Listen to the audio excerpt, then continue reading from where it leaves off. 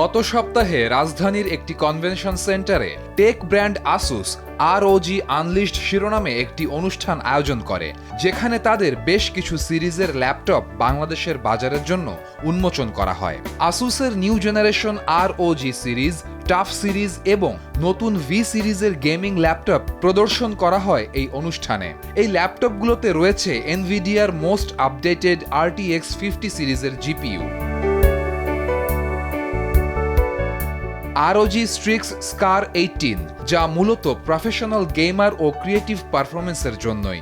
এটি RTX 5090 GPU সহ বর্তমান বাজারের সবচেয়ে শক্তিশালী ল্যাপটপ, যা কিনতে চাইলে খরচ করতে হবে 6.5 লাখ টাকা। পাশাপাশি ROG Strix সিরিজের আরও কিছু মডেল ছিল, যেগুলোর দাম 2,50,000 টাকা থেকে শুরু। এছাড়াও ছিল ROG Zephyrus G14 ও G16, যাদের দাম যথাক্রমে 3,32,000 ও 3,88,000 টাকা।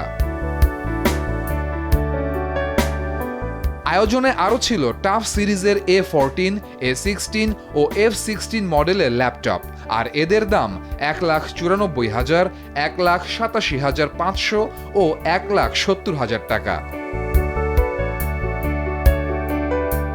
এবারের আয়োজনে প্রথমবারের মতন আসুস তাদের ভি সিরিজের ল্যাপটপ বাংলাদেশে নিয়ে এসেছে। গেমিং V16 এর দাম 1,64,000 টাকা। আসুসের পাশাপাশি ছিল টেক ব্র্যান্ড গ্লোবাল ব্র্যান্ড PLCর উপস্থিতি।